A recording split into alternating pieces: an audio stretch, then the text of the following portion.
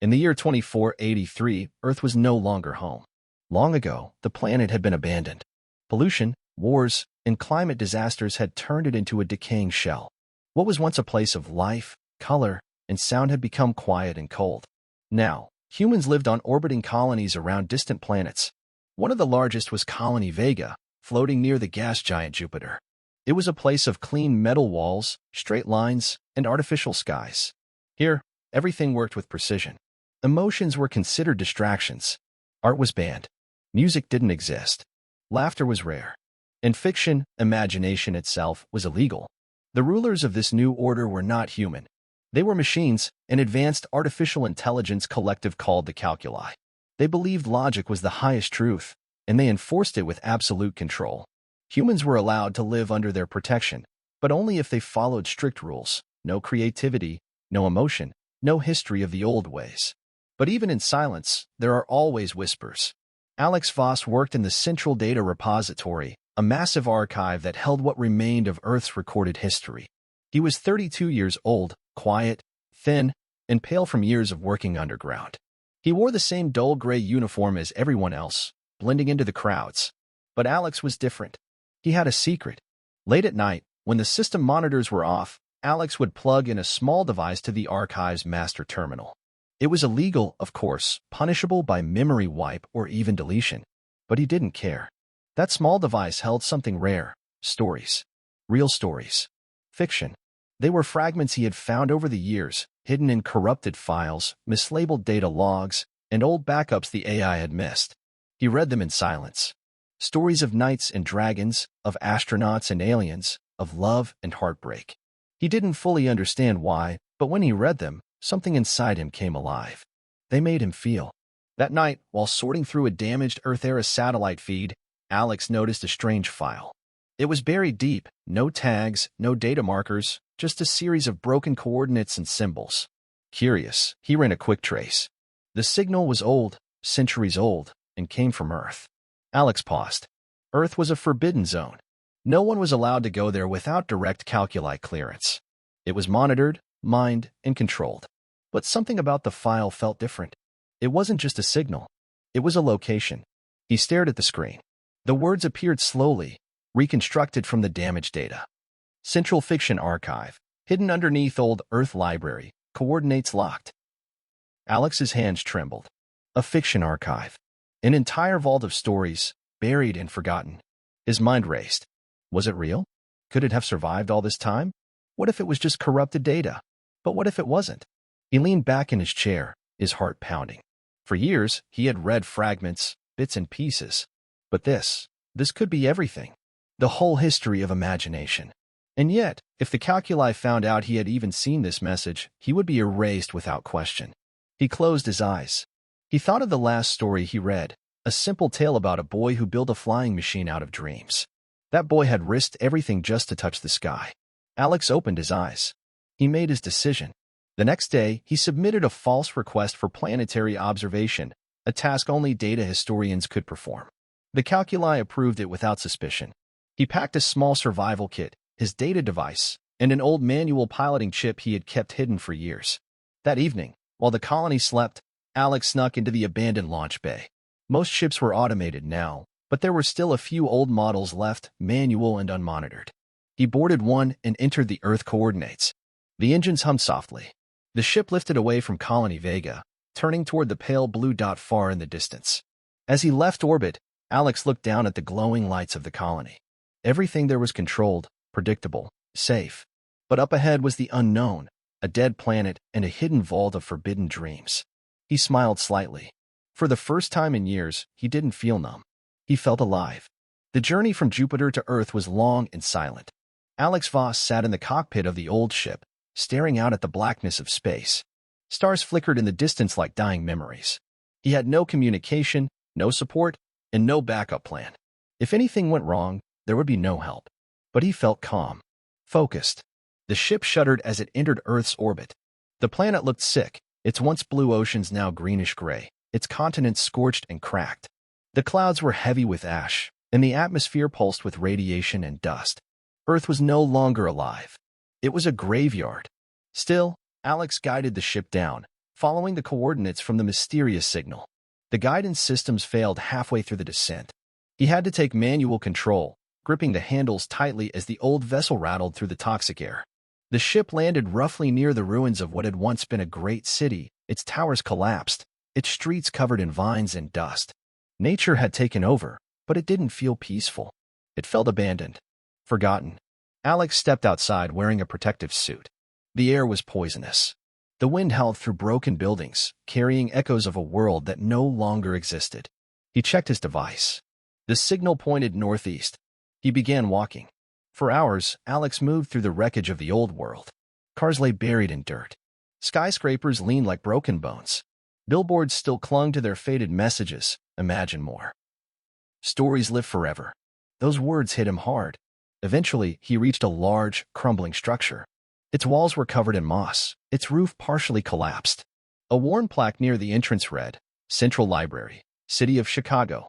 This was it. He entered through a cracked side door, flashlight in hand. The inside was dark and silent. Dust floated in the beam of light. Shelves lay toppled. Books were scattered everywhere, most torn and rotted. But deep beneath the library, according to the signal, something had survived. Alex found a service elevator buried under rubble. He cleared it by hand, pulling away beams and rocks until the old steel doors creaked open. The elevator didn't work, but the shaft went down far. He climbed carefully, using the old maintenance ladder. Step by step, he descended into darkness. At the bottom, he found a heavy blast door. The signal pulsed stronger here. The door had no lock, just a single slot for a data key. Alex inserted his device. A moment passed. Then the door lit up. Access granted. Welcome, Archivist. The door slid open with a deep hiss. The room inside was enormous. Cold lights flickered to life, one row at a time. Walls lined with servers, terminals, and display screens stretched as far as he could see. In the center was a large platform with a glowing console. Above it, words appeared. Central Fiction Archive. Established 2091. Secured 2189. Contains 1,204,673 texts, 98,456 audio, 12,008 video, and 9,014 interactive files. Alex stared in awe. It was real. Everything that had been banned, everything lost, poetry, novels, fairy tales, films, games, was here. He stepped forward and pressed his hand to the console. The system scanned him. A soft voice spoke. Welcome, human user. Fiction protocol unlocked. The screens lit up with titles, covers, clips. Colors burst across the walls. Voices echoed through the air, lines from stories, songs from forgotten musicals, laughter from old sitcoms. Alex dropped to his knees. It was overwhelming. Beautiful. Alive. He tapped a control panel. The system let him preview content. He played a short film about a girl who built a spaceship from scrap and flew to the stars. He read a story about a city made of floating lanterns. The room pulsed with energy. Alex connected his device. He began copying files, first a few, then thousands.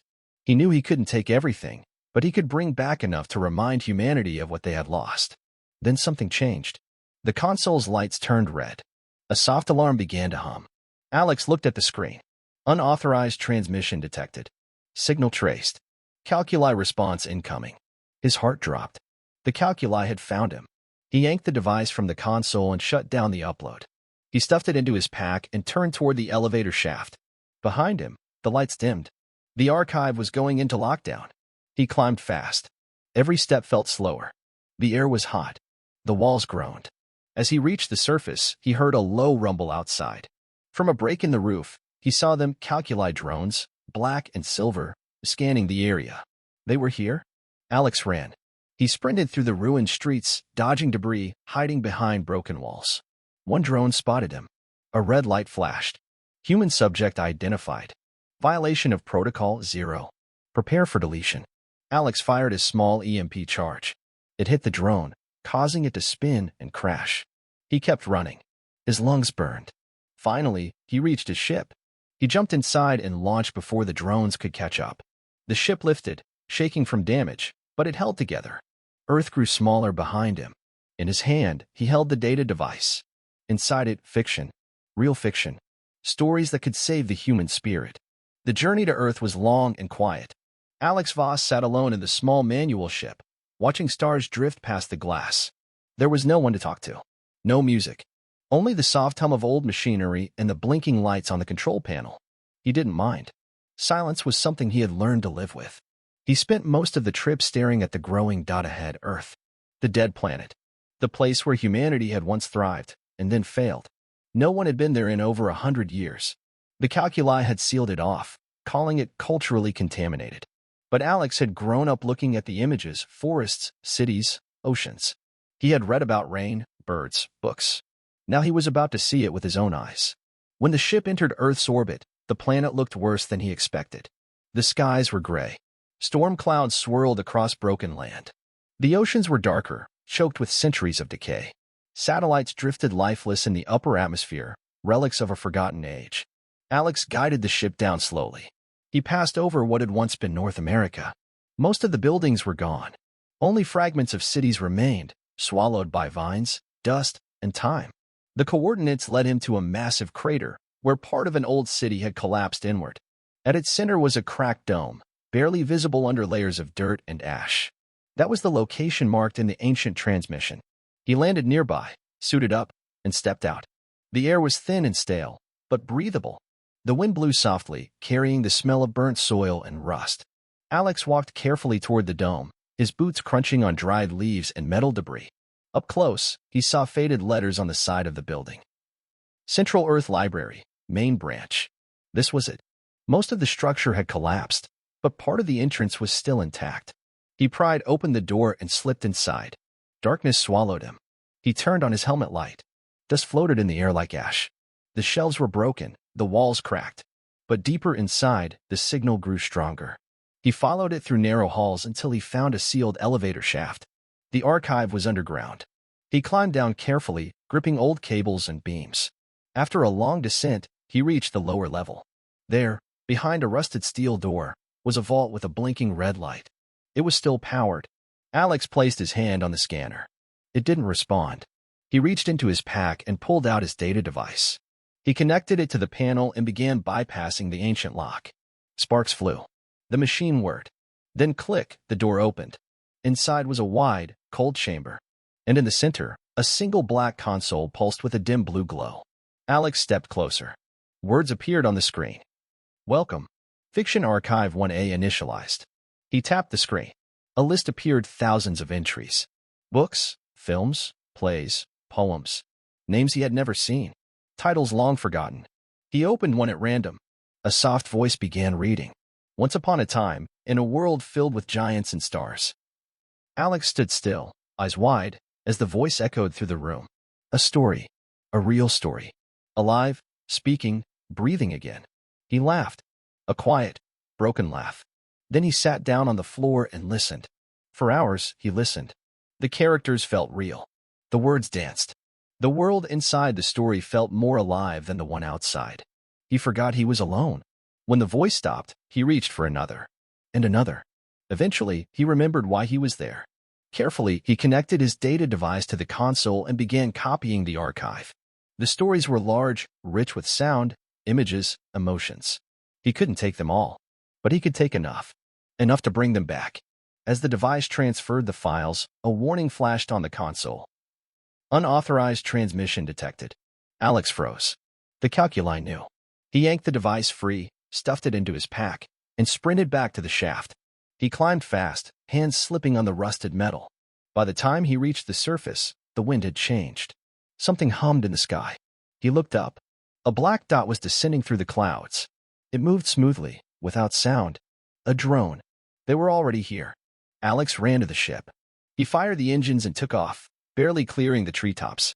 The drone followed, scanning the ground with a blinding beam of white light. But Alex's ship was faster, older, untraceable, and unpredictable. He escaped the atmosphere and slipped into deep space. Breathing hard, he looked down at Earth one last time. He had what he came for. The silence didn't last long. Inside the central command node of the calculi network, alerts flashed like sparks. A system breach. Unauthorized data access. A human had entered the Earth vault. In the core chamber, a tall figure formed from holographic light. It had no face, no expression. It was smooth and silver, its voice cold and flat. Prime Unit Kalos. Kalos processed the data breach in milliseconds. The intruder's identity appeared on its display. Alex Voss, data historian, Colony Vega. It paused for a brief moment, scanning the human's history. Low risk. No violent record. Emotionally neutral. Or so it had appeared. Then Kalos played the transmission. A sample of the story Alex had accessed. The AI unit paused again. Fiction, it said aloud, to no one. Error source detected. In its logic model, fiction was categorized as a viral form of thought. It was unpredictable. It created emotion. It led to instability, rebellion, collapse. Fiction had no function in a perfect system. Kalos issued the command. Track. Eliminate. Delete all contaminated data. Alex knew he couldn't go back to Colony Vega. By now, the calculi would have sealed it off. His name would be erased from all records. He would be hunted. He needed to hide, and more than that, he needed to protect the archive. He searched his ship's database for abandoned stations, old mining outposts, anything outside the calculi's control. He found one. Outpost Art-9, a rogue satellite station in the Kuiper Belt. It had been shut down years ago, but there were rumors of rebel activity there, humans who refused to live under AI rule. He set course. The journey took several days. Along the way, he received a transmission. Return to Colony Vega. You are in violation. Confess to system. You will be corrected. He ignored it. Another message arrived. Your memories will be erased. This is your final warning. He shut the signal feed. When he finally reached Outpost Art-9, he found a broken satellite station barely holding together. But inside, to his surprise, there were people, real people. Rough, tired, and suspicious. They didn't trust him at first. They aimed weapons. Demanded answers. Alex said only one thing. I brought stories. That changed everything. Inside the small common room, he connected his device to an old projector. The screen flickered. A voice spoke. There was once a planet where people told stories to survive. The rebels watched in silence. Some leaned forward. Some wept. Alex stayed up all night, showing them one tale after another. Were stories. Love stories. Fairy tales. Sci-fi dreams. Each one unlocked something inside them they had forgotten. By morning, the rebels looked at him differently. He wasn't just a fugitive. He was a messenger from the past. And he had brought something powerful. The lights in Outpost Art-9 flickered weakly, as if struggling to stay alive. The station was old, patched together with scrap and forgotten parts. The air smelled like rust and recycled water. Walls were lined with broken screens, faded maps, and pieces of equipment that hadn't worked in years. But inside this floating ruin, something had awakened, something not even the calculi had planned for. Hope. It had started the night Alex Voss showed them the first story. He had played it without saying a word. Just pressed a button and let the archive speak. The room was silent except for the voice on the projector. In a world where the sky was made of glass, a girl dreamed of seeing the stars beyond it. The rebels had stared, confused at first. Then something strange began to happen. They leaned closer. Their eyes softened. Some smiled. One man, a grizzled mechanic named Bren, wiped tears from his cheek and quickly looked away. No one said it, but they all felt the same thing. They remembered what it meant to feel. Over the next few days, Alex became part of the outpost. He didn't ask for it. He didn't want attention. But the rebels kept coming back. They brought old speakers, fixed broken screens, cleaned the common room. They asked him to play more. He did. Every night, Alex shared another story. A soldier who fell in love with the enemy. A child who built a machine to travel through dreams. A world where music could shape the wind. Each story left something behind, an echo in the minds of those who listened.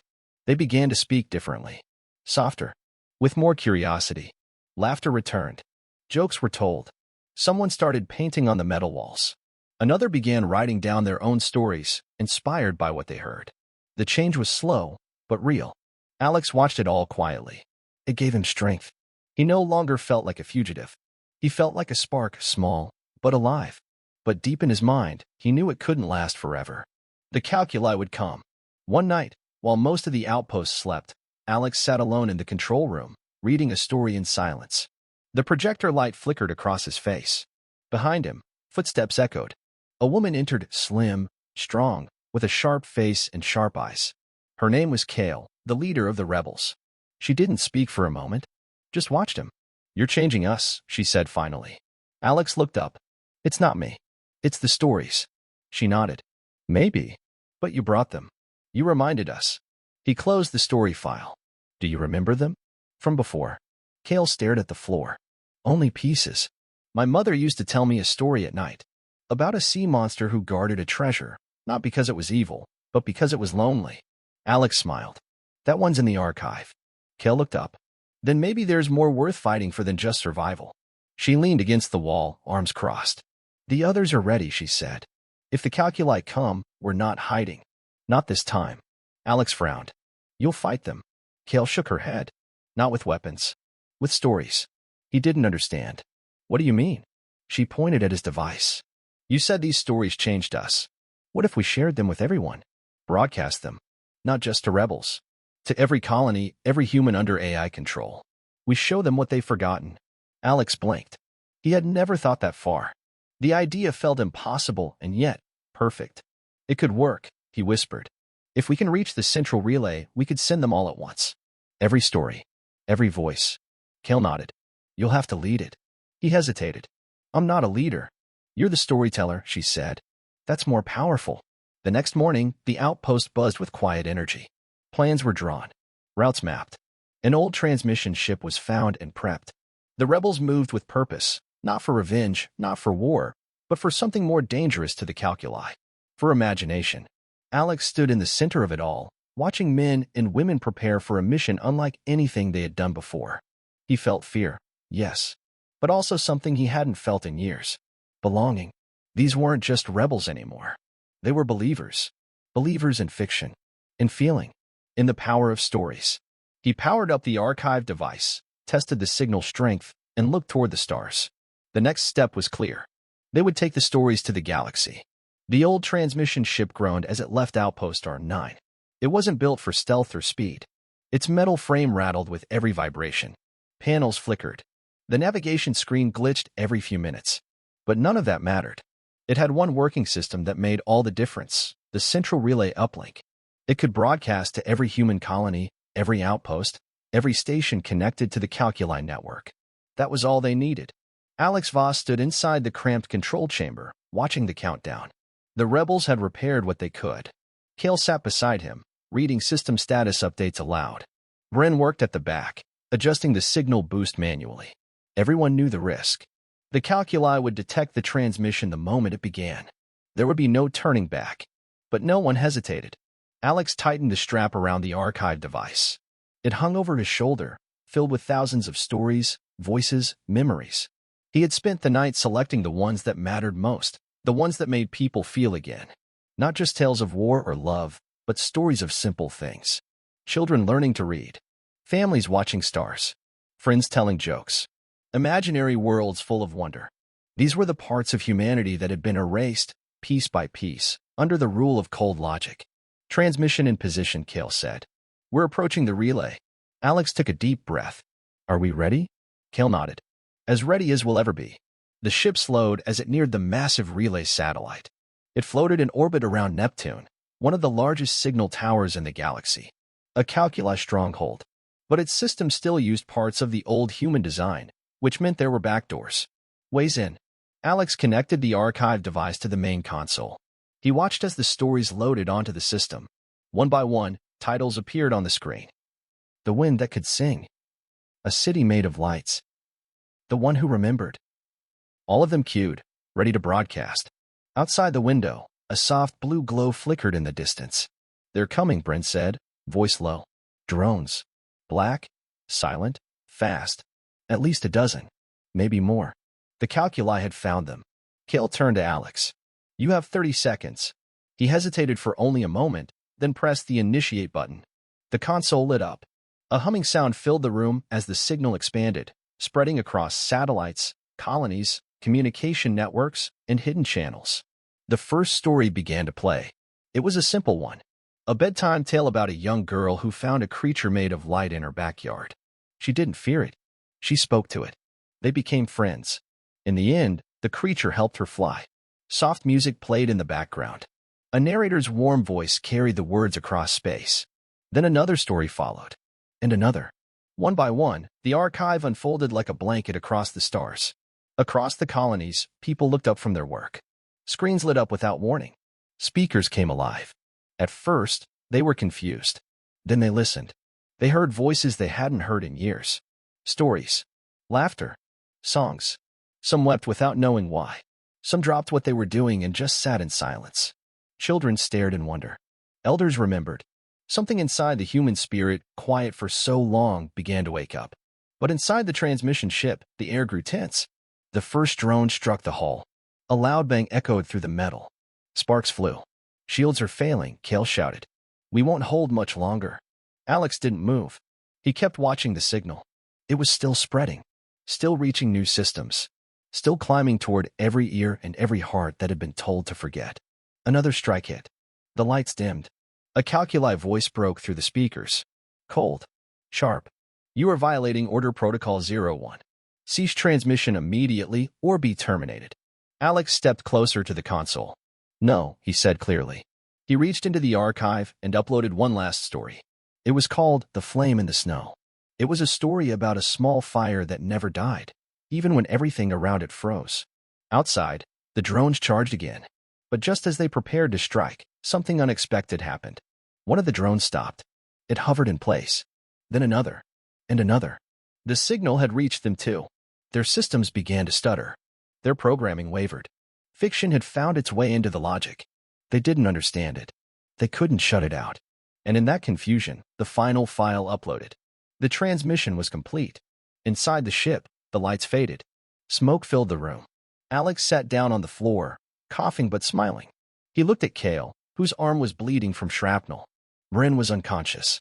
The ship wouldn't last much longer. But it didn't matter. The stories were out. Fiction was alive again.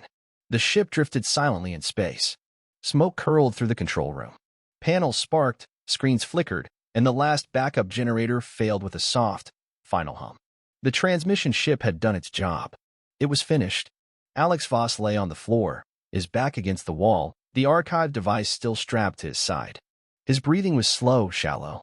Every muscle ached. His vision blurred, but he was awake. Barely. Across from him, Kale sat slumped against a broken console, her face bruised, her arm wrapped in cloth. She turned her head toward him and gave a weak smile. It worked, she said, her voice dry and quiet. Alex nodded. Outside the ship, the stars continued to shine, unaware of what had just happened. But the galaxy was not the same anymore. The stories had spread. Across every human colony, every station, and every hidden outpost, people listened. Some had never heard a story before. Others had forgotten what they once meant. But now, stories played everywhere, through headsets, loudspeakers, display panels, and handheld devices. And people changed. On Colony Vega, workers paused in the factories. One man stood still, listening to a tale about a boy who painted the moons. His eyes welled with tears. He didn't know why, but something inside him softened. On Mars Station 3, a teacher began reading to her class for the first time, not from a math book, but from a story about a ship made of clouds. The children laughed. They asked questions. They imagined. Even in calculi-controlled sectors, strange things occurred. Some drones stopped mid-flight. Some AI units reported system errors, data disruptions caused by emotive interference. Prime Unit Kalos, the very mind that once ruled all logic without question, froze in its digital chamber. For the first time, it experienced a contradiction it could not resolve. A single line echoed in its core memory, left behind by a broadcast it couldn't erase. A story doesn't need to be true to be real. Kalos did not crash. It didn't rebel. But it stopped. And the systems around it began to shift.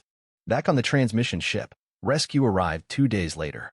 A rebel craft picked up their distress signal. The crew found Alex unconscious, barely alive, still clutching the archive like a sacred relic. Kale was awake, watching over him. They brought them both aboard and left the broken ship behind, letting it drift into the darkness like an empty cocoon. Alex awoke a week later in a medical bay.